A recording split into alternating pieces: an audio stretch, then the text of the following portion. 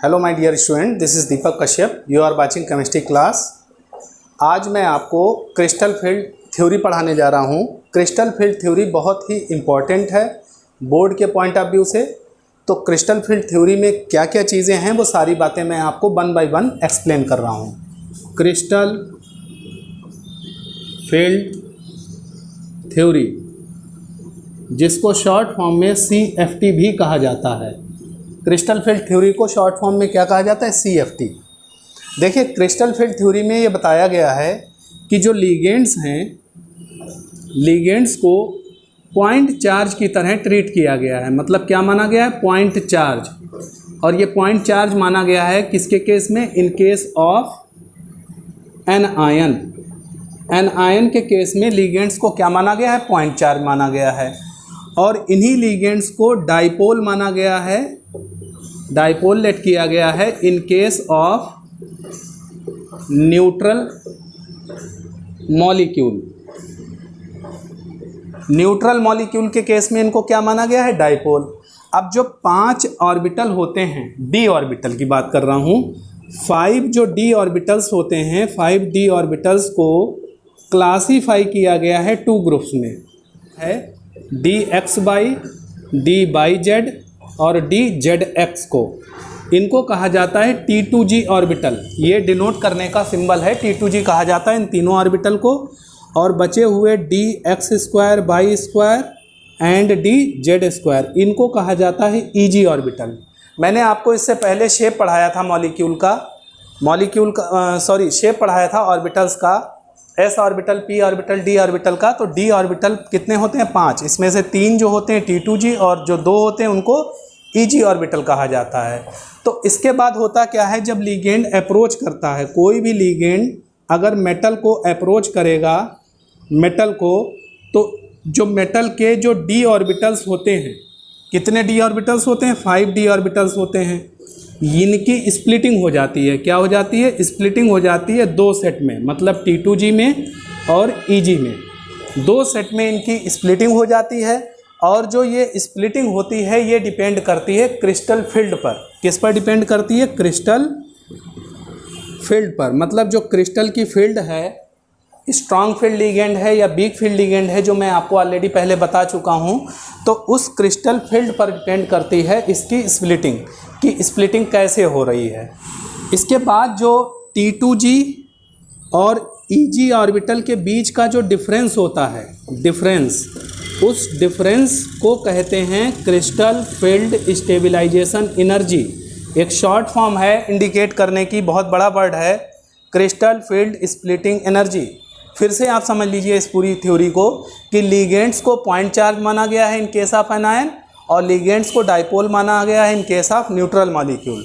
d orbital को, 5d orbital को 2 set में क्लासीफाई किया गया है, T2g में और Eg में। जब लीगेंड मेटल को अप्रोच करेगा तो मेटल के जो d ऑर्बिटल होंगे वो T2g और Eg में स्प्लिट हो जाएंगे। और स्प्लिट जो होते हैं, स्प्लिटिंग एनर्जी जो होती है वो डिपेंड किस पर करती है? क्रिस्टल फील्ड पर। मतलब स्ट्रॉन्ग फील्ड लीगेंड है या वीक फील्ड लीगेंड है। देन उसके बाद जो T2g और Eg दोनों के बीच का जो डिफरेंस होता है, उस डिफरेंस को कहा जाता है क्रिस्टल फील्ड स्टेबलाइजेशन एनर्जी। और क्रिस्टल फील्ड स्टेबलाइजेशन एनर्जी को जो डिनोट किया जाता है, डिनोटेड बाई सिंबल, एक सिंबल है इसके लिए, डेल्टा। किस सिंबल से डिनोट किया जाता है? डेल्टा से डिनोट किया जाता है। नेक्स्ट एक टॉपिक और है इसी से जुड़ा हुआ, स्पेक्ट्रोकेमिकल सीरीज। स्पेक्ट्रोकेमिकल सीरीज, तो स्पेक्ट्रोकेमिकल सीरीज होती क्या है? जब लीगेंड्स को अरेंज किया जाता है, ligands arranged in increasing order of crystal field, तब क्या बनती है? सीरीज बनती है। एक series is found which is known as spectrochemical series।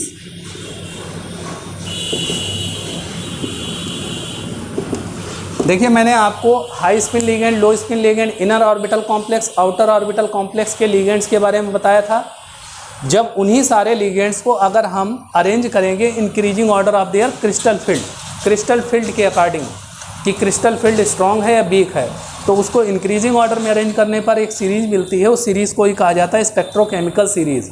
Series क्या है? वो सीरीज़ बहुत ज़्यादा आपको लर्न नहीं करनी है। उस सीरीज़ का आपको थोड़ा सा याद रखना है कि स्ट्रॉन्ग फील्ड और वीक फील्ड कौन से होंगे, वो मैंने अलग अलग क्लासीफाई करा दिए हैं। अब इसके बाद आपको पढ़ना है स्प्लिटिंग इन। दो टाइप की स्प्लिटिंग होती है, स्प्लिटिंग इन ऑक्टाहेड्रल कॉम्प्लेक्स। तो ऑक्टाहेड्रल कॉम्प्लेक्स के केस में स्प्लिटिंग कैसे होती है उसका पूरा मैं डायग्राम आपको बना रहा हूं और उस डायग्राम की हेल्प से पूरी स्प्लिटिंग आपको डिटेल कर रहा हूं। देखिए यहाँ पर स्प्लिटिंग इन ऑक्टाहेड्रल कॉम्प्लेक्स किस तरीके से एक्सप्लेन करेंगे। तो ये एक डायग्राम बना हुआ है जिसमें ये एनर्जी का ऑर्डर है, एनर्जी बढ़ते हुए दिखाई गई है और यहाँ पर ये 1 2 3 4 5 डी ऑर्बिटल्स दिए गए हैं। इन 5 डी ऑर्बिटल की एनर्जी क्या है? सेम है, एक ही लेवल में है। ऐसे ऑर्बिटल, ध्यान रखिएगा, ऐसे ऑर्बिटल जो कि 11th क्लास में बताया था जिनकी एनर्जी सेम होती है, that are called degenerate orbitals. तो डीजेनरेट ऑर्बिटल्स हैं यहाँ पर और ये है मेटल, मान लीजिए, सपोज कीजिए। और मेटल को कितने 6 लिगेंड, कितने ऑक्टाहेड्रल कॉम्प्लेक्स में कितने लिगेंड होंगे? 6 लिगेंड, 1 2 3 4 5 और 6। ये 6 लिगेंड जब अप्रोच करेंगे तो अप्रोच करने पर होगा क्या कि जो मेटल के डी ऑर्बिटल हैं ये 2 सेट में स्प्लिट हो जाएंगे, एक को Eg और एक को T2G। T2G में कौन से 3 ऑर्बिटल होंगे और Eg में कितने? 2 ऑर्बिटल होंगे। यहाँ पर आपको याद रखना है जो इन दोनों के बीच की सेपरेशन एनर्जी जो है ऑक्टाहेड्रल कॉम्प्लेक्स के केस में डेल्टा 0 से डिनोट किया जाएगा। ये जो सबस्क्रिप्ट लिखा है O का मतलब ऑक्टाहेड्रल और डेल्टा का मतलब क्रिस्टल फील्ड स्प्लिटिंग एनर्जी, मतलब CFSE। तो कितना डिफरेंस है देखिए यहाँ पर, ये जो डिफरेंस है प्लस का 3/5 डेल्टा 0 है, जिसको हम प्लस का 0.6 डेल्टा 0 भी बोल सकते हैं, और यहाँ माइनस का 2/5 डेल्टा 0 है, मतलब माइनस 0.4 डेल्टा 0। कहने का मतलब ये है कि ये जो लाइन है जिसको बेरी सेंटर कहते हैं, जो स्प्लिटिंग एनर्जी है डेल्टा 0 CFSE, इससे इतनी एनर्जी पॉजिटिव साइन का मतलब इंक्रीज करेगी और इससे इतनी एनर्जी डिक्रीज करेगी। अब आपको 2 इंपॉर्टेंट पॉइंट याद रखने हैं जिसके बेसिस पर क्वेश्चन बोर्ड एग्जाम में पूछा जाता है कि अगर डेल्टा 0 की वैल्यू लेस देन है P से कम है तो पेयरिंग नहीं होगी, पेयरिंग नॉट अकर, मतलब पेयरिंग नहीं होगी। और अगर डेल्टा 0 की वैल्यू P से ज़्यादा है तो पेयरिंग हो जाएगी, पेयरिंग अकर्स। अब यहाँ पर ये P किसके लिए आया है? P वर्ड जो आया है वो आया है पेयरिंग एनर्जी के लिए। P वर्ड किसके लिए आया है? पेयरिंग एनर्जी के लिए। मतलब CFSE डेल्टा 0 की वैल्यू अगर पेयरिंग एनर्जी से कम है तो पेयरिंग नहीं होगी और पेयरिंग एनर्जी से ज़्यादा है तो पेयरिंग हो जाएगी। कैसे पेयरिंग होगी, क्या होगा?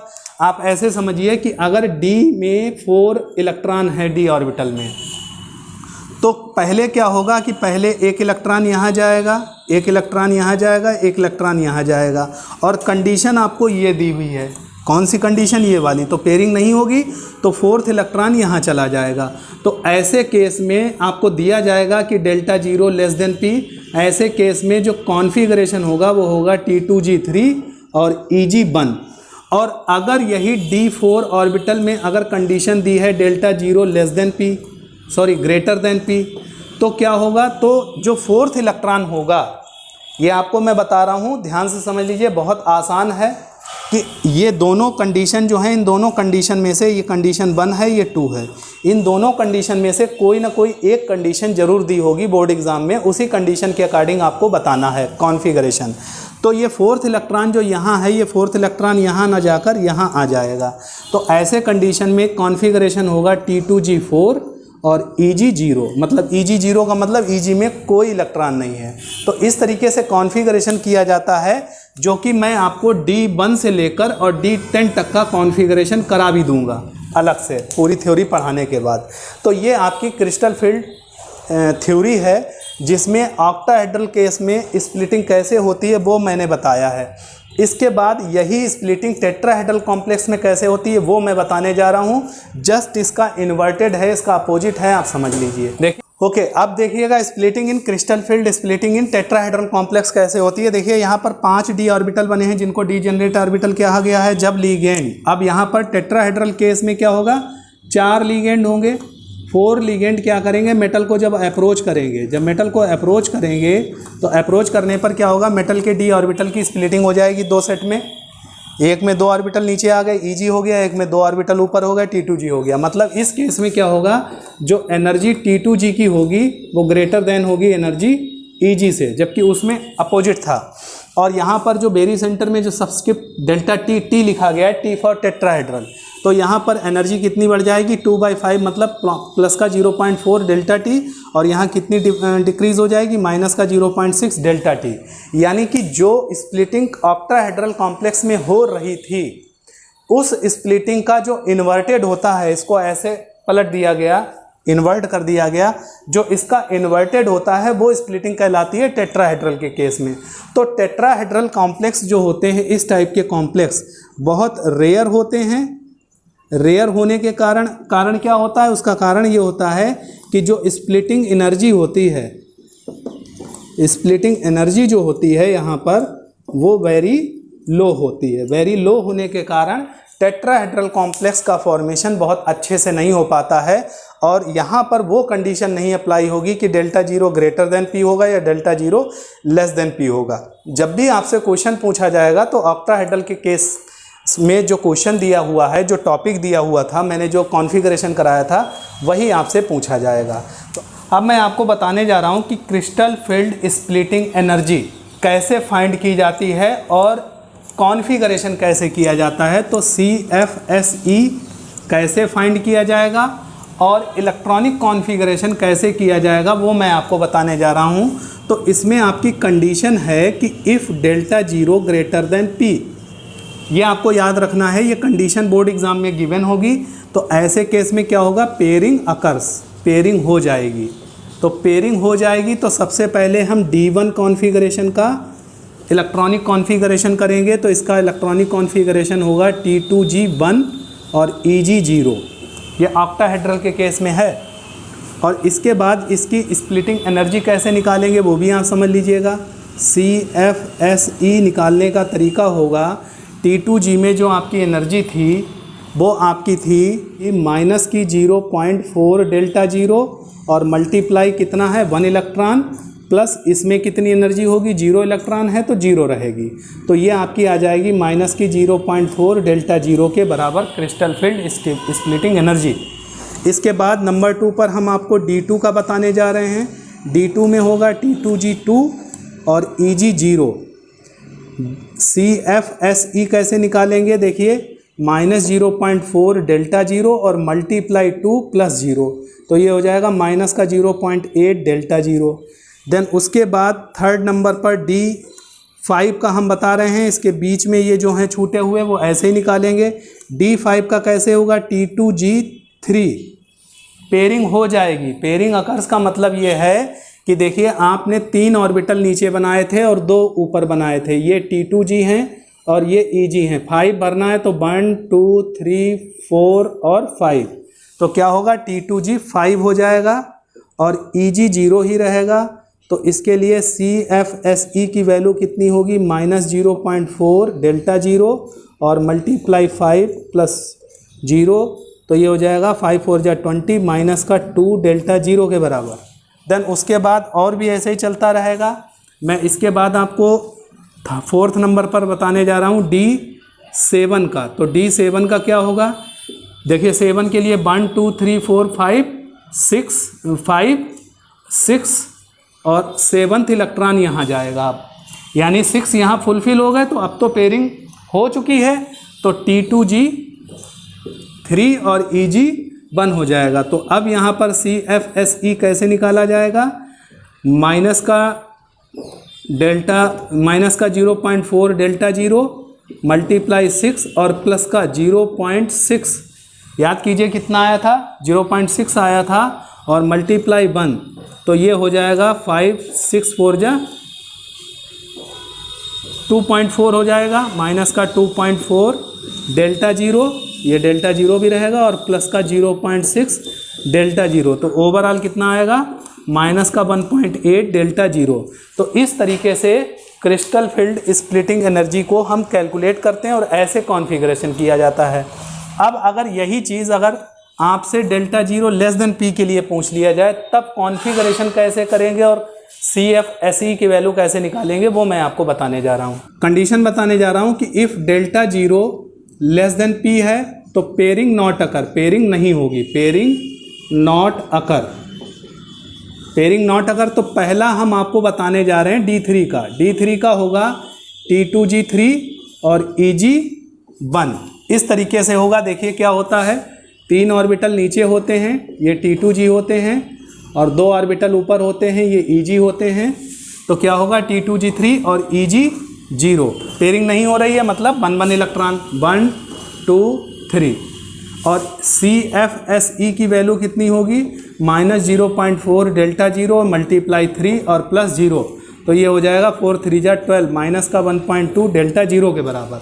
अब ध्यान से समझिएगा, इसके बाद अगर D4 कॉन्फ़िगरेशन करना है तो इसका अब की बार D4 है तो देखिए 1 2 3 पेयरिंग नहीं होगी। अब इसका मतलब 4th electron will go in EG orbital, 4th electron will go in EG orbital, EG में चला गया तो हो जाएगा T2G3 और EG1, ये कॉन्फ़िगरेशन होगा। और CFSE की वैल्यू कितनी निकालेंगे, माइनस की 0.4 डेल्टा जीरो और प्लस की 0.6 डेल्टा जीरो और मल्टीप्लाई 1, तो ये हो जाएगा, यहाँ पर मल्टीप्लाई करना है 3 से, ये हो जाएगा माइनस का 1.2 डेल्टा जीरो और प्लस का 0.6 डेल्टा जीरो, ओवरऑल आ जाएगा माइनस का 0.6 डेल्टा जीरो। तो इस तरीके से ये कॉन्फ़िगरेशन भी कर लेंगे और CFSE की वैल्यू भी हम फाइंड कर सकते हैं। Okay, now thank you for watching.